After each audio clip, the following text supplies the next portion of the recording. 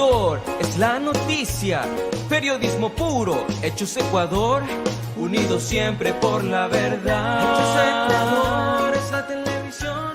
Dani Mencías les saluda y les invito a Reinvención Ciudadana, programa que conduzco los días sábados a las 18 horas por su canal Hechos Ecuador, donde abordaremos temas relacionados con la educación, la cultura, la familia, normas y conductas del individuo en la sociedad, en la política y en la economía, donde podremos aprender a mejorar nuestra forma de actuar, sentir y pensar por una sociedad más consciente.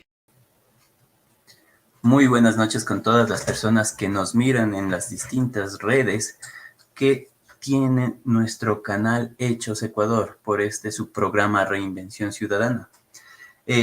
Saludando también a todos los ciudadanos de nuestro querido Ecuador en las distintas ciudades de nuestras provincias y también a todos los ciudadanos que se encuentran en las distintas ciudades del mundo entero.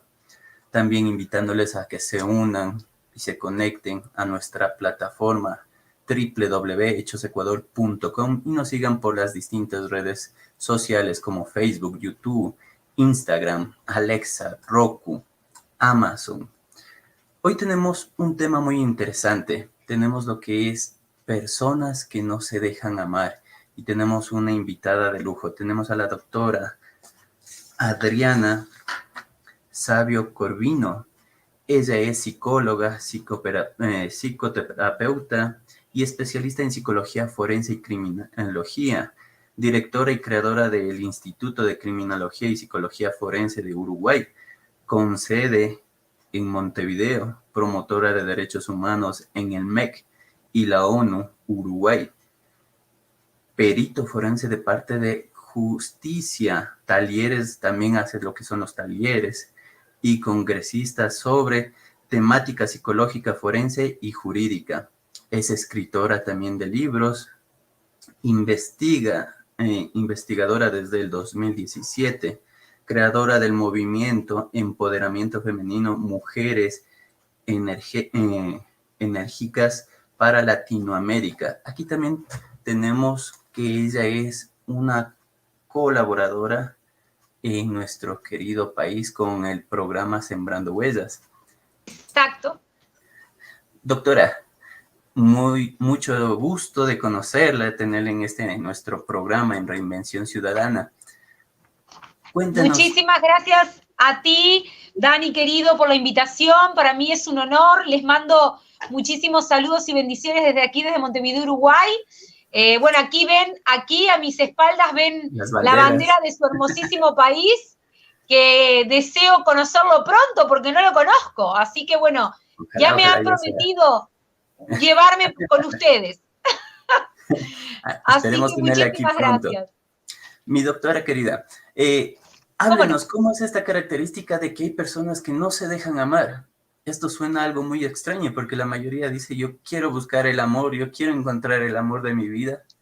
Cosas parecidas que a la vez parecen una fantasía, pero es irónico que las personas no se dejen amar. Muy bien. Mira, me gustaría que participara todo el mundo, porque la idea es que puedan hacer preguntas también en el vivo, y ya he estado varias veces por este tipo de sistema con mis colegas de Puerto Rico, y fue un éxito, todo el mundo ha participado, así que los invito a participar. La propuesta temática que has elegido y que elegimos y nos pusimos de acuerdo en conjunto es sumamente interesante. En realidad lo que sucede es que en realidad todos de la boca para afuera siempre decimos querer, pretender que nos amen, ¿no, verdad? Y buscar el amor, ¿no? Que es el gran objeto de sentimiento o de emoción tan preciado por todos los seres humanos. Sin embargo, quizás esto que se proclama como tan necesario, manifiestamente a nivel latente no siempre lo es. A la mayoría de las personas nos cuesta muchísimo poder, diríamos, a veces aceptar los términos y las condiciones del amor. Y esto principalmente lo destaco en el caso, por ejemplo, que nos encontremos frente a sujetos que en realidad hayan vivido situaciones traumáticas, psicológicamente traumáticas negativas con respecto a los afectos, al amor. Y ustedes me pueden decir, bueno, ya, todo el mundo lo ha pasado de una u otra manera, ¿ok? Sin embargo, hay distintas maneras de anteponerse a esas vivencias postraumáticas y hay muchas personas que les cuesta muchísimo, diríamos, poder superar ese duelo que le generó la situación traumática previa de la relación anterior, del desamor, si hubo una traición, si hubo un engaño muy grande, si hubo un dolor, una pérdida de la pareja, con duelo de vida, etcétera. Y seguramente vamos a generar, porque neuropsicológicamente la especie humana funciona así, mecanismos de defensa que, por más que uno esté diciendo que quiere ser amado, evite, en realidad, cuando la otra persona se acerca a darnos algo, el recibirlo, ¿no, verdad? Aquí una consulta. Sí, ¿cómo no? Dentro de esta característica me recuerda mucho a algo peculiar que lo pude comprobar con unos amigos cuando era yo adolescente. Yo tenía un amigo que amaba mucho a su pareja, a su enamorada de aquella época, pero ella le traicionó y él se convirtió en Don Juan Tenorio, literalmente. Exacto, Ajá. Claro. Entonces, él ya no quería ver el aspecto del amor como amarrarse, digámoslo así, con alguien, sino que quería estar mariposeando, literalmente.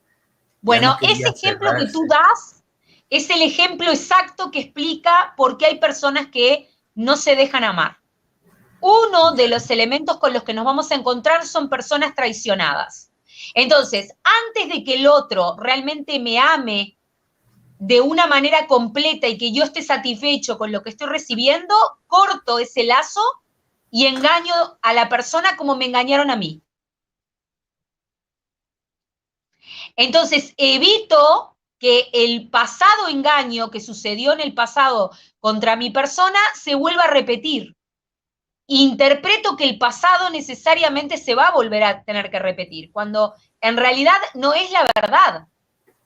Es un engaño de la propia mente. Ahora, ¿cómo nosotros empezamos a tratar? Escuchaba también en uno de sus videos que hay muchas características para no dejarse amar. Uno puede ser el engaño, otro también pueden ser otros motivos muy particulares que en cierta forma están en el subconsciente, y me imagino yo que tiene que ver con el aspecto de cómo nos formamos en un hogar, que eso también influye bastante en este aspecto. Claro que sí. Claro que sí. Está muy presente, como tú dices, Dani, el tema también del abandono, las vivencias tempranas de abandono en la infancia.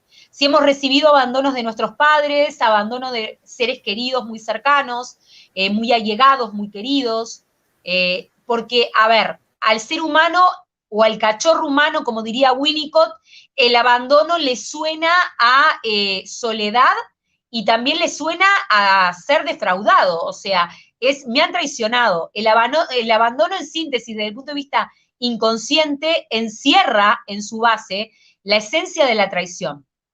Me han cambiado por otra realidad, por otra persona, me han pasado para más tarde a mí, me han dejado de lado, ¿ok? Entonces siempre como que giramos en torno a el concepto de la traición. ¿Cuál es el, diríamos, cambio de chip que habría que hacer a nivel neuropsicológico, que ahora se trabaja tanto en esta vía, desde el punto de vista de la psicología y de las ciencias psicológicas, para poder avanzar sobre esta situación y no repetir estas conductas que de alguna manera nos limitan? Porque, a ver, un ser humano que desea recibir amor, pero cuando se lo van a dar no lo quiere aceptar, es un ser humano que en realidad está perdiendo su calidad de vida como ser humano. Entonces, ¿cómo podemos cambiar esto desde el punto de vista neuropsicológico? Bueno, primero interpretando que no porque sucedió en el pasado tiene necesariamente que volverse a repetir. Porque en realidad nuestra conducta instintiva de análisis y de razonamiento, que pertenece más al cerebro de reptil y no tanto al cerebro evolucionado, es una predisposición a pensar que si pasó en el pasado y me lastimó, me tengo que cuidar en el futuro porque va a volver a suceder y me va a volver a lastimar. Mi doctora, aquí una aclaración. ¿Cuál es esa característica del cerebro de reptil? Bueno, el cerebro reptiloide es un cerebro, diríamos, instintivo por esencia y reactivo en su comportamiento, por excelencia. Las respuestas que da son de reacción, de manera inmediata, no mediata. Es un cerebro que no media, que no analiza previamente antes de actuar. Todos los, diríamos, casos criminales que nosotros trabajamos cuando trabajamos en el ámbito forense tienen una incidencia y una presencia en la conducta reptiloide, porque el sujeto es como que le cuesta mucho analizar los aspectos morales, éticos y diríamos, sociales antes de actuar y pasa directamente al acto. Ese es el cerebro reptil. En realidad, desde el punto de vista neuropsicológico, es nuestro primer cerebro. En realidad, el bebé, cuando se está gestando en el útero de la mamá, está formando y su primer capa cerebral es la reptiliana. Posteriormente, sobre el reptil, sobre la estructura de reptil, va la estructura más de evolución humana, pero es cuando el bebito va creciendo y va evolucionando mucho más, a partir del cuarto o quinto mes en adelante de gestación, ¿ok? Pero en un principio somos muy reptilianos. Cuando nacemos, esa estructura reptil está como muy presente porque falta toda esta cuestión de la cultura, lo social, que ¿dónde aparece? Y esto es un detalle no menor, aparece cuando se instala el lenguaje.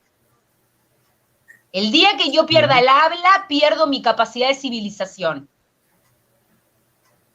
Ahora, enfocándonos en esta característica y también en el aspecto del amor, yo me acuerdo que leí que algún estudiante le decía a una doctora en lo que es arqueología, ¿cuál es la fuente más grande de inicio de la humanidad como seres humanos en sí, en esa característica, ya dejándose del aspecto animalesco? Y unos decían que tal vez fue la rueda, el invento de la rueda o el descubrimiento del fuego, y ella dijo que no, que fue el descubrir un hueso sanado. Sí. Eso era índice que esa persona fue ayudada por otro ser humano. Entonces, esas características es donde, digamos, el ser humano empieza a trascender como ahora lo conocemos como ser humano cuando ya empezamos a cuidar de otras personas. Y ahí es lo que estamos perdiendo. Es lo que hoy en día, querido Dani, estamos perdiendo con la civilización contemporánea. Esa anécdota de la sanación del hueso de un par, yo la conozco, y a partir de ese momento, como tú bien dices, se identifica el cambio entre la especie del Homo sapiens reptil al Homo sapiens, diríamos, civilizado, que somos nosotros en la actualidad. Y estos elementos no son menores, porque entendiendo esto, neuropsicológicamente podemos entender las conductas del hombre actualmente. Actualmente lo que pasa es que en la sociedad líquida, como diría Bauman, en la que vivimos, lo posmoderno, lo todo inmediato, se está perdiendo la ternura, que es la capacidad de amar. Sí. ¿No te he escuchado? Decía, aquí tiene que ver la característica del sentimiento, ya de sentir algo que normalmente uno no puede explicarlo normalmente, pero si uno lo dice entre que lo agradable y desagradable, es un sentimiento bonito hacia otro ser humano. Sí, y la pérdida de el filo humanitas, el amor a lo humano.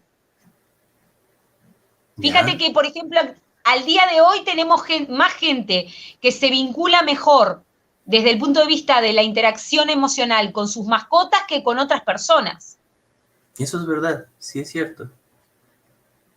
Y en realidad lo que necesitamos es promover la capacidad de cariño, de acercamiento, de comprensión de las emociones humanas hacia con otros humanos, ¿no verdad? Para entretejer de vuelta esos huecos que han quedado en la humanidad, que son los que hoy por hoy más se abren por el tipo de individualismo y de sociedad que tenemos tan dura con el ser humano, en contra de sí mismo.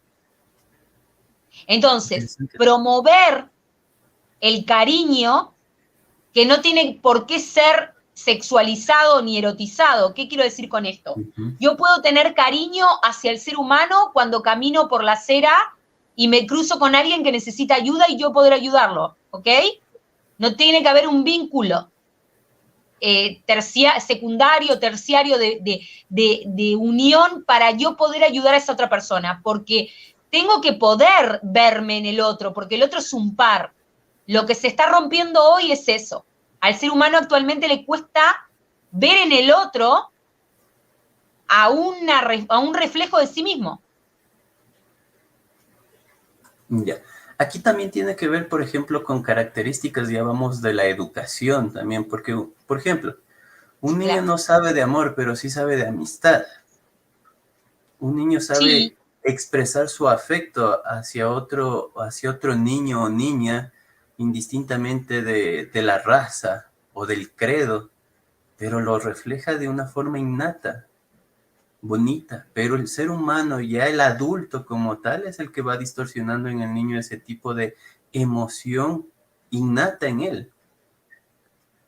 Tendría que ver porque mucho esto. innatamente nacemos con esa capacidad de tener ese cariño por el ser humano, ese amor natural por el otro, el amor por la especie a la que pertenecemos. El niño tiene eso íntegro. Inclusive el niño, a ver, yo trabajo con niños también, y el niño, la complejidad de su historia de vida no le permite, o sea, su poca complejidad no le permite integrar en el vínculo de comunicación con otros aspectos que dañen la relación. Ellos, por ejemplo, si son amigos, como tú dices, no importa el comportamiento, los dichos, el pensamiento, la raza, el lugar donde están socialmente, lo que importa es el sentimiento. Exacto. Entonces, en una era de posmodernidad tan compleja, donde a nosotros como seres humanos se nos exige tanto, lo que es un oxímoron, ¿no? Pero lo que es como contradictorio al mismo tiempo es que en realidad lo que más estamos necesitando es volver a lo esencial del amor. A más ¿Y qué complejidad, sería esa parte esencial? volver al cariño por el ser humano. Ya. Y ¿sabes qué pasa? Que el cariño por el ser humano se enlaza al concepto que estamos trabajando hoy, que tiene que ver con el concepto de sentirse o no traicionado. La humanidad de un tiempo hasta era se sintió humanamente muy traicionada por el humano contra el humano.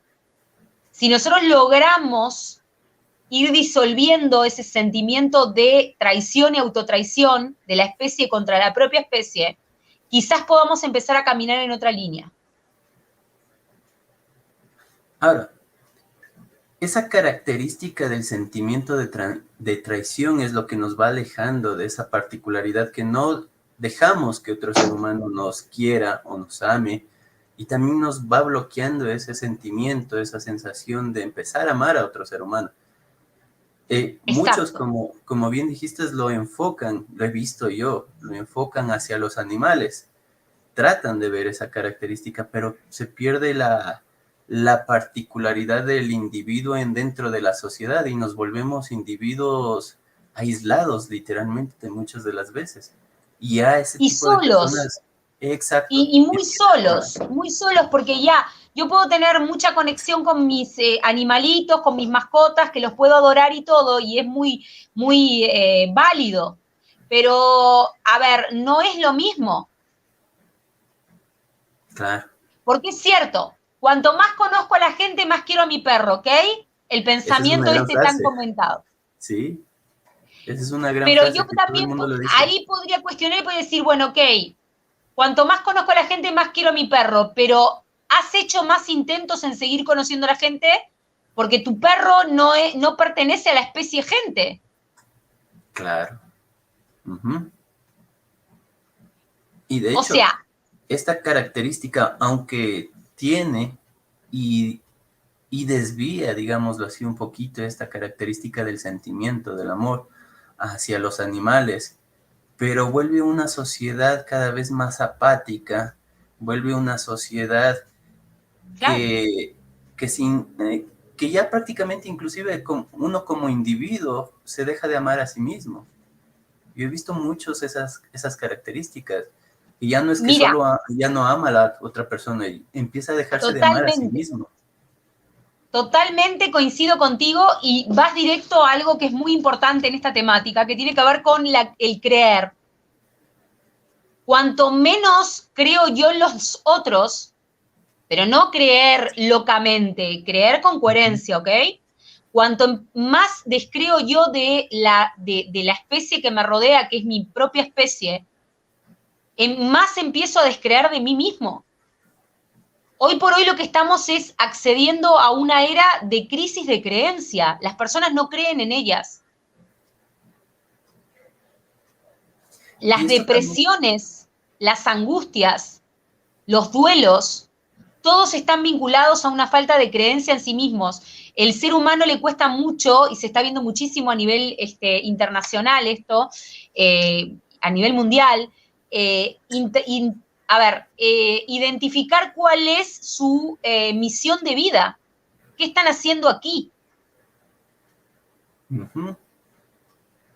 Esto también tiene que ver con el aspecto, por ejemplo, el dejarnos de amar, el dejarnos de creer en nosotros mismos como individuos, como sociedad, tiene mucha influencia de la característica del consumismo que nos han metido en la cabeza a través de propagandas, a través de fantasías, de un idealismo de vida que verdaderamente nosotros tenemos. Y nos olvidamos de los pequeños detalles de la vida, diría yo, un familiar, un ser querido, verdaderamente. ¿Puede también enfocarse en esa característica? Sí. Mira, te lo voy a responder con un pensamiento. El tener no llena los espacios vacíos del ser. Ya. Son lógicas diferentes. Yo puedo tener todo, pero si tengo espacios vacíos en mi esencia de ser, yo sigo con vacíos. Y me pierdo, que ese es el problema. Hoy por hoy lo que sucede es que los seres humanos estamos muy perdidos y nosotros como humanos no somos cosas, somos personas. Estar perdidos buscando un sentido en un mundo de objetos va a hacer que nunca encontremos el sentido de esencia. ¿Dónde aparece la esencia? En un mundo de cosas. Ahora, ¿cuál es la característica de la esencia de un ser humano? Vivir feliz siendo quien es, y consigo mismo y con los demás. Creo que eso es lo básico, la felicidad. Que por supuesto son momentos, ¿no, verdad? Correcto. Entonces tiene que ver bastante con esa característica de aprovechar al máximo cada instante, cada momento de nuestra vida. Y buscarle a esos momentos los estados de felicidad, digámoslo así. Sí, pero mira cómo se nos complica actualmente. La sociedad consumista nos hace entrar en un mundo donde quedamos perdidos en un mundo de objetos y no de personas y de sentimientos. Correcto. ¿Ok? Sí. Y a su vez nos absorbe con los medios de comunicación para que cada vez que nosotros tengamos vacíos vivenciales, vayamos a las redes a vivir la vida de otros. Sí, ¿verdad? Ahí viene bastante, como digo yo, la chismografía lúdica en este caso.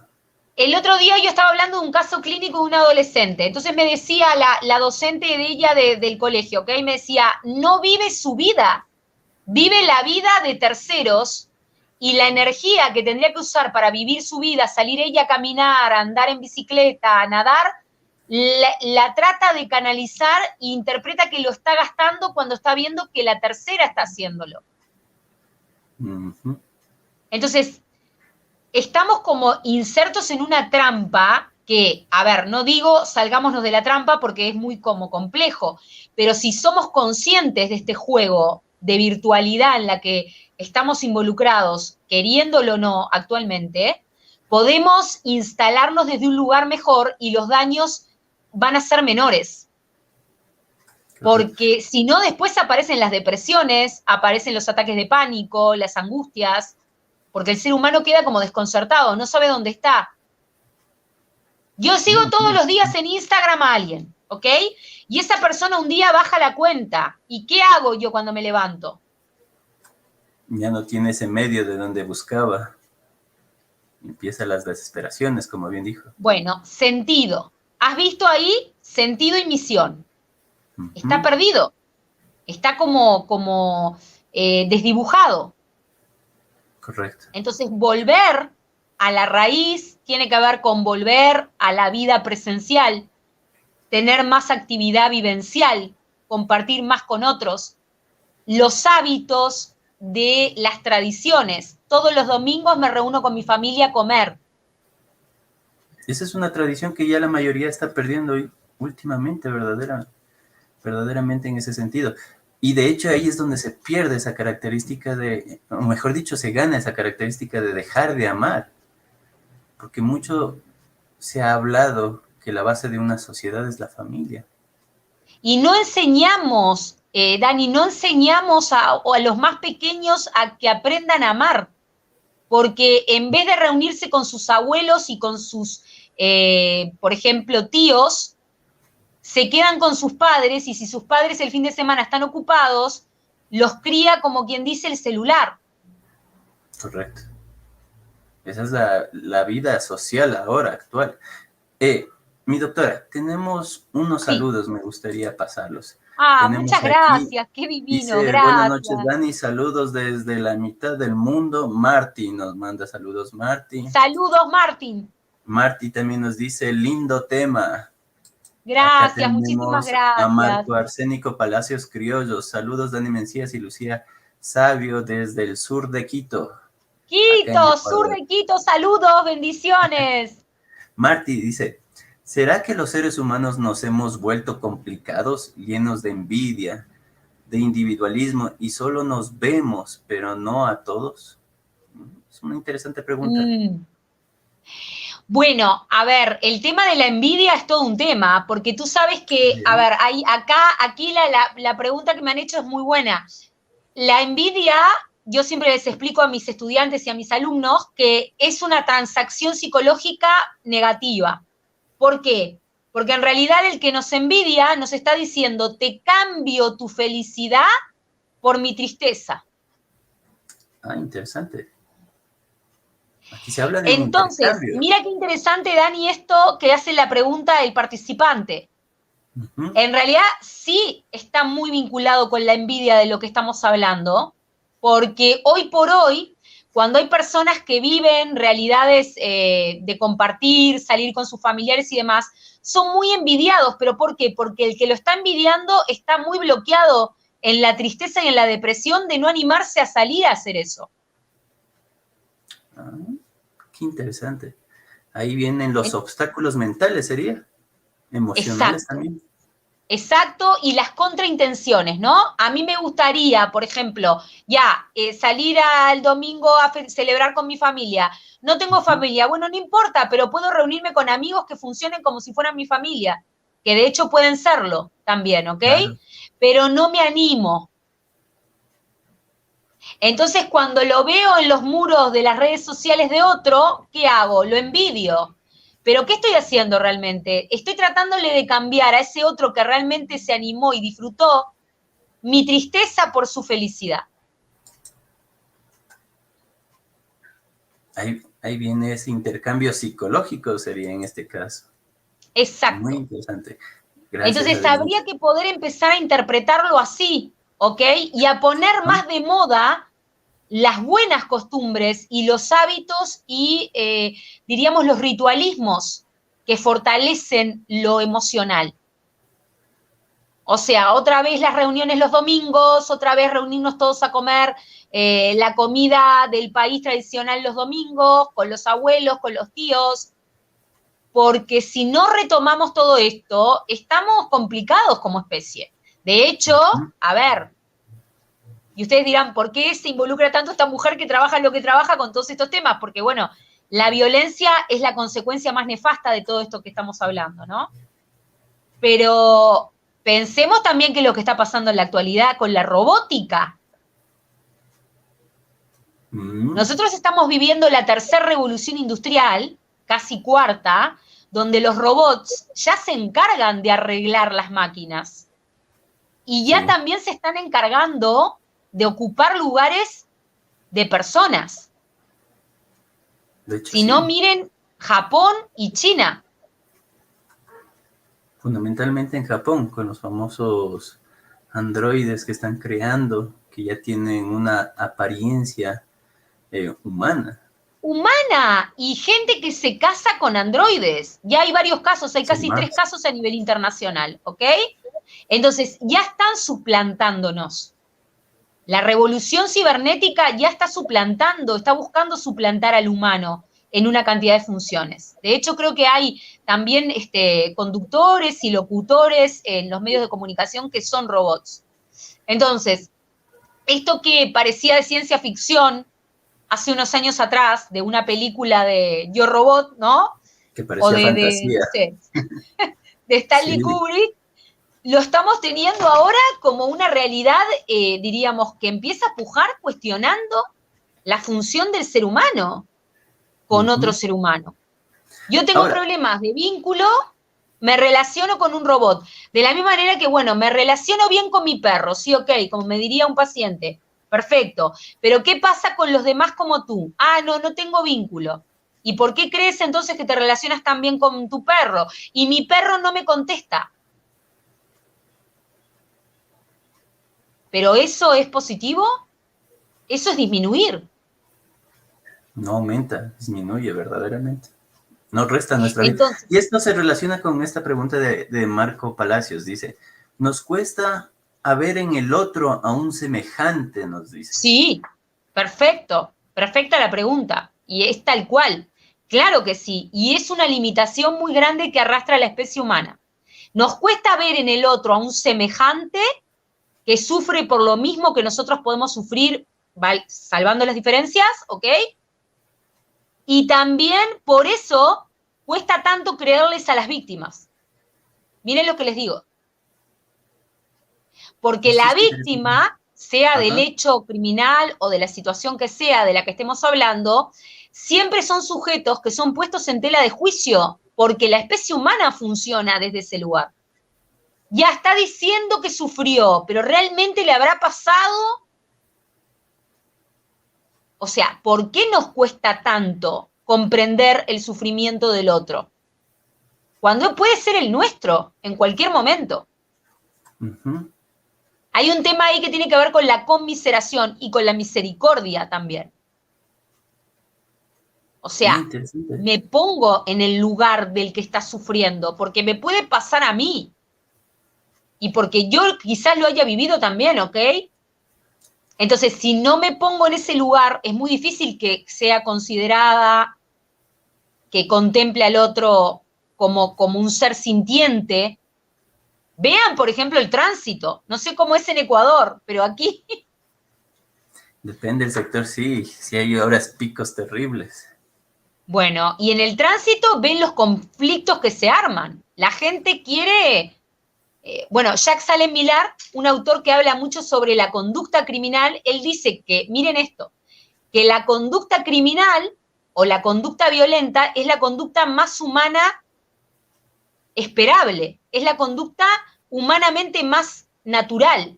Y cuando lo planteó, todo el mundo saltó y él dijo, miren, vayan a un embotellamiento de autos, ¿ok? Y fíjense qué siente el que está atrás del auto, del de adelante que no avanza, y lo primero que va a decir va a ser, me bajo con un palo, voy y lo golpeo. ¿Lo hace? No, seguramente no. Pero el instinto, el cerebro reptil, lo primero que saca es la acción de la violencia.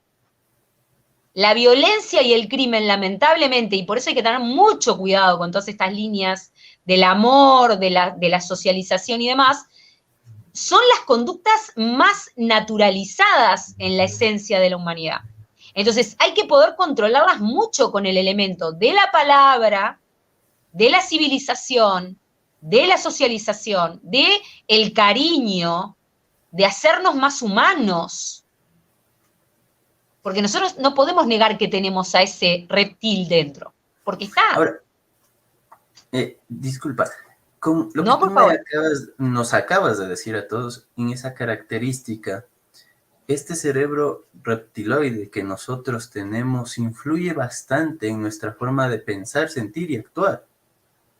Es lo que Sí, nos lleva a más de esos lo que creemos. procesos animalescos, digamos así, instintivos, Sí, porque hablamos sí, de la reacción animal, que no es sí. pensante, sino que es reaccionante. Podemos hablar del cerebro enamorado. Hagámoslo. El cerebro enamorado, si yo les digo hoy que en realidad somos conscientes del enamoramiento en menos de un 3% y el otro 97% es totalmente instintivo, no me lo van a creer, pero está estudiado al día de hoy esto. El ser Wow. humano cuando se enamora, nuestro cerebro se entera 5 minutos antes que eligió a la persona que eligió. Y nosotros conscientemente el mensaje lo recibimos entre 5 y 6 minutos después. Y de una manera muy, diríamos, como etérea, muy poco clara, muy difusa. Y quieren que les diga qué es lo que determina que yo me pueda enamorar de alguien, lo determina el olfato, ¿Ya? el aroma de las hormonas de la otra persona, y todos los que me van a estar escuchando ahora van a decir, no, pero yo decidí estar con tal persona. Bueno, pues no, hoy se enteran que no es así, que en realidad es la parte más, diríamos, instintiva de nuestra especie la que decide cómo se vincula. Y les digo más, si el otro tiene un aroma que a mí no me gusta, y yo, por ejemplo, lo conocí online o a distancia, como tantas relaciones hay que se inician actualmente, si cuando la conozco a la persona de manera presencial, el aroma a un nivel intrapsíquico no me convence, mi cerebro lo va a rechazar y no va a haber manera de poderse vincular con esa persona, por más que yo lo desee. Ajá. O sea, ¿qué les quiero decir con esto? Que tenemos que, a ver, conocer para poder ir controlando lo máximo que podamos, a conciencia de que en realidad hoy en día no controlamos casi nada de nuestras acciones. Nuestras acciones son sumamente inconscientes y sumamente, diríamos, primitivas en su base general. Por eso actualmente se está estudiando mucho la neuropsicología, la neuroendocrinología, que estudia los comportamientos Uh-huh. químicos y neuronales, porque dan mucha explicación a conductas que uno a veces dice, bueno, ya, pero si las quiero entender desde el funcionamiento consciente de un ser humano, no tienen explicación. El amor es una de las experiencias que no tiene explicación consciente.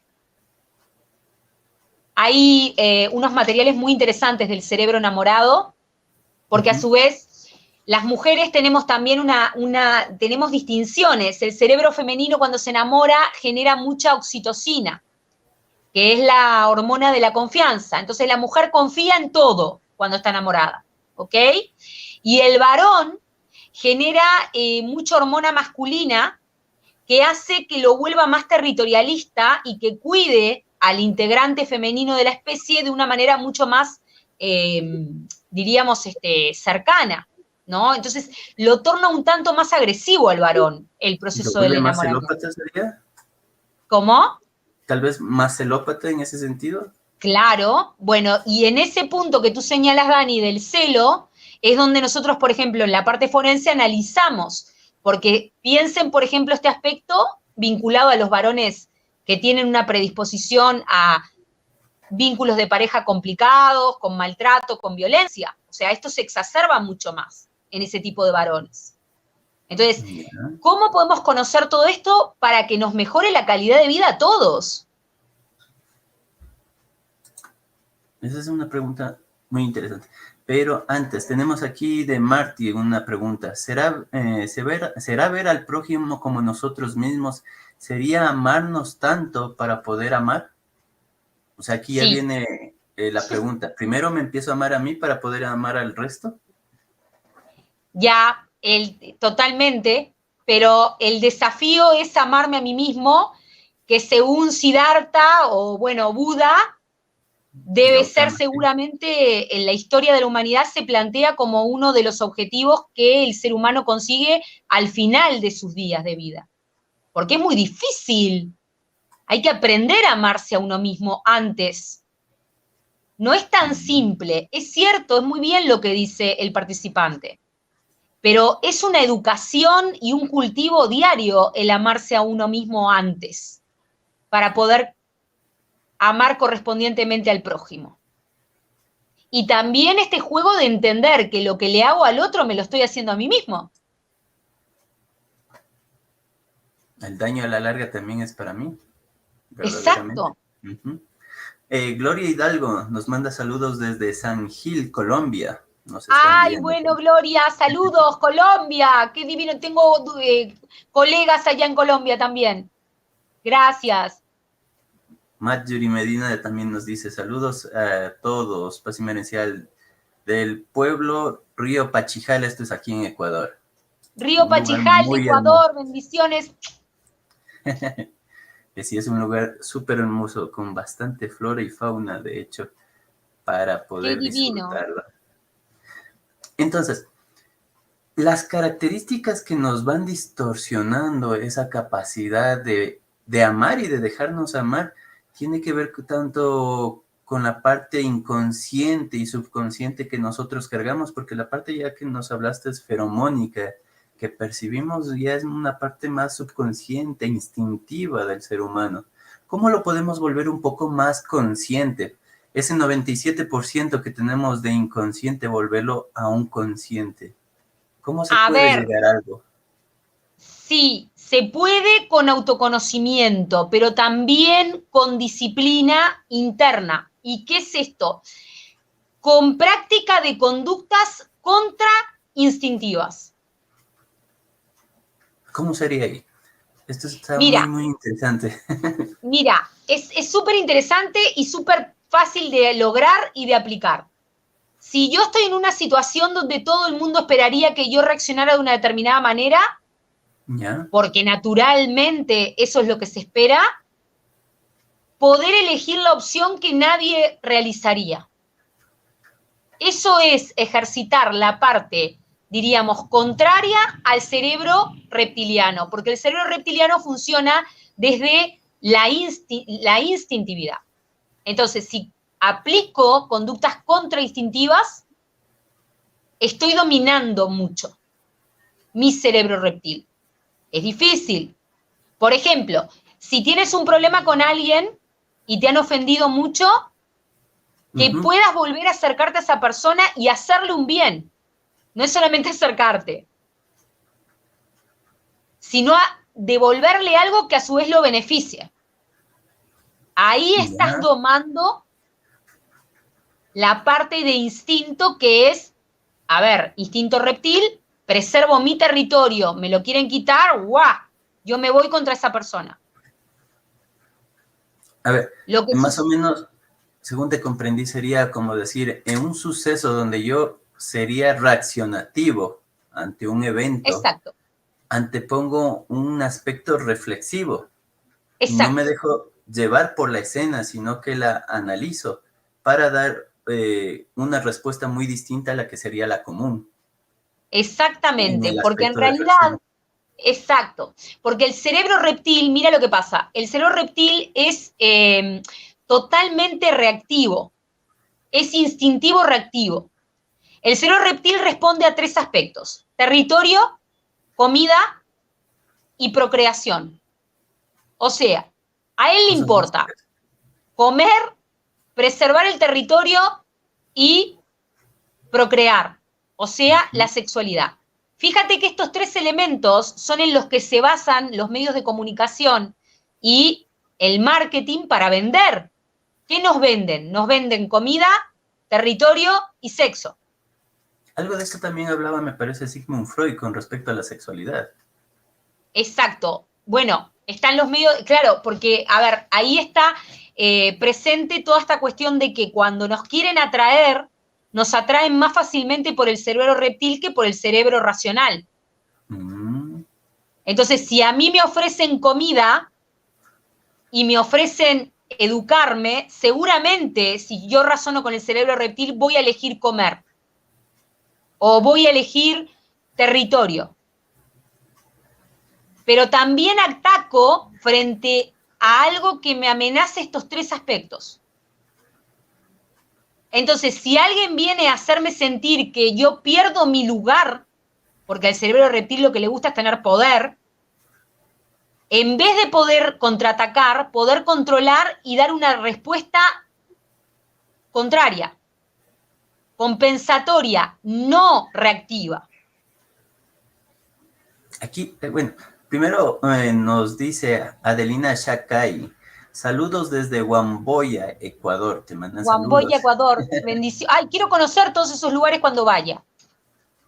Ojalá que se dé la oportunidad. Ya esperemos tenerte por acá. Aquí viene una inquietud. Me acuerdo, un antiguo presidente de acá del Ecuador, él en sus campañas políticas, y de hecho ganó, siempre ofrecía lo que es pan, techo y abrigo. Claro. Cosas Y el principio de Julio elementales, pero César. arrasó. Sí. Julio César, los romanos, pan, entretenimiento y casa. Ah, ya. O sea, todo Es eso se el enfoca a la parte principio para más controlar. básica. ¿Cómo? Se enfocan todos ellos a la parte más básica y natural, digámoslo así, del hombre.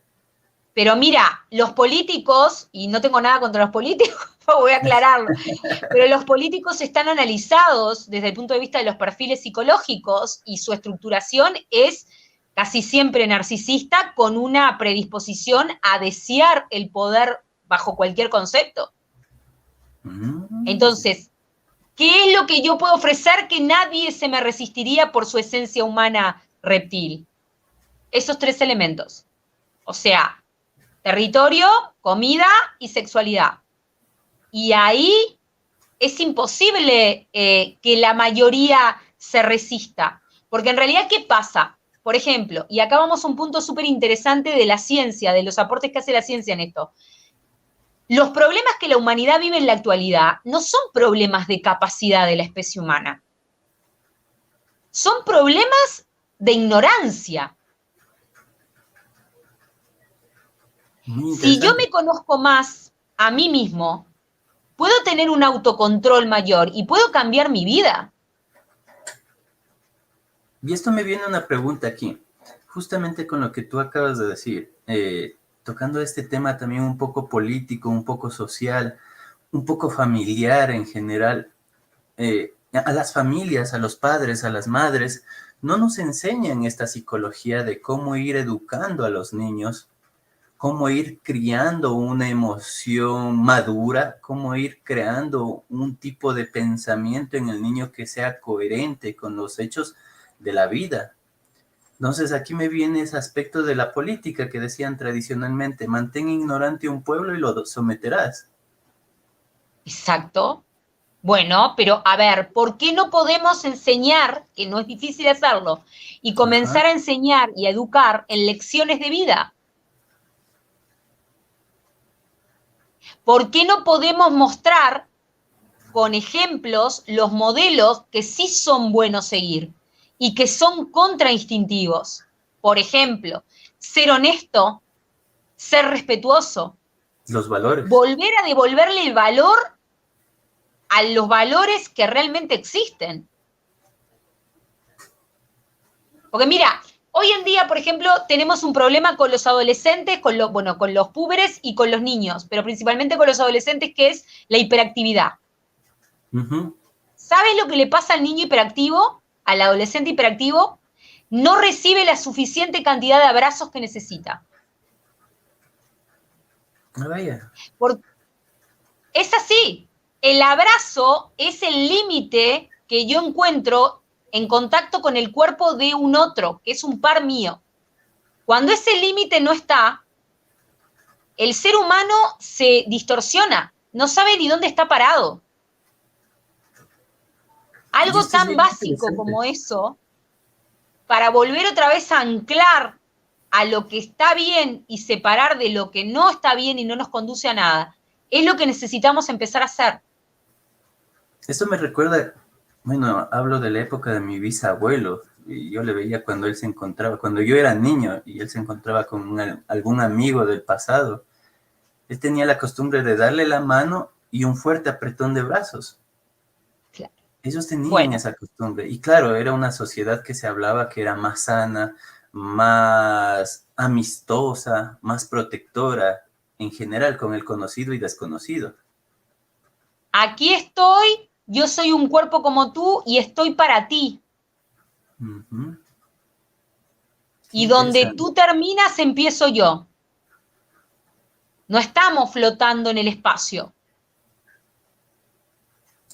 Lo que pasa que, bueno, han habido muchos cambios epistemológicos, históricos, culturales, todo lo que es las redes sociales y la cuestión de la virtualidad también instaló mucho como la pérdida de referencia y de parámetros presenciales. Muy interesante. Mi doctora, estamos ya con el tiempo, tal vez un último mensaje para ¿Sí? podernos autoanalizar este proceso de estudios, porque sí es importante el descubrir el aspecto de volvernos a Bien, amar. hay varias preguntas. Sí, puedo dar varios. Bueno, el primer mensaje es que empiécense a amar y a querer más, porque la vida es muy corta.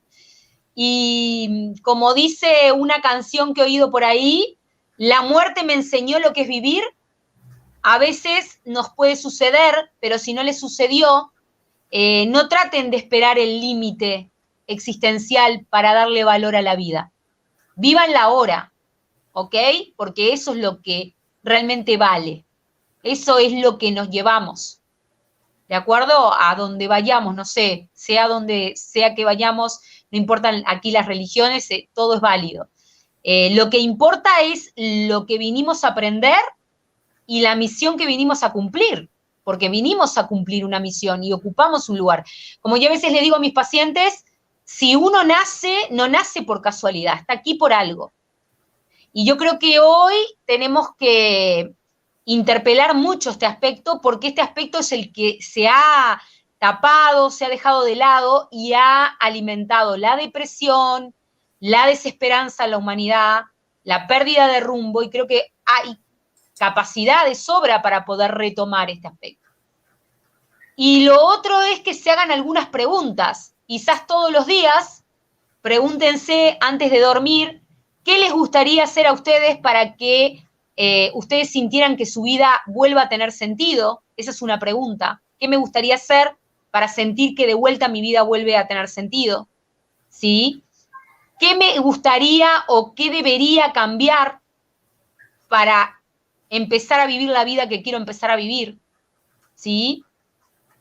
Y si realmente estoy viviendo la vida que quiero vivir, y si no la estoy viviendo, bueno, ¿cómo puedo empezar?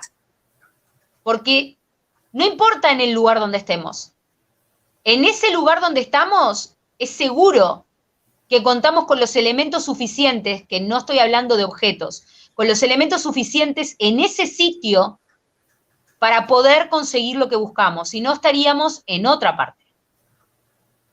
Y creo que empezar a entender la realidad cotidiana desde otra perspectiva es un poco el cambiar la calidad de vida, porque, a ver, nuestra vida, en síntesis, ¿qué es? Son escenarios que nuestra propia mente se genera. ¿Vieron las personas que, por ejemplo, traen testimonios después de haber muerto y vuelto otra vez a la vida? Que cambian el sentido en que le dan a la realidad. Bueno, tiene que ver un poco con eso también.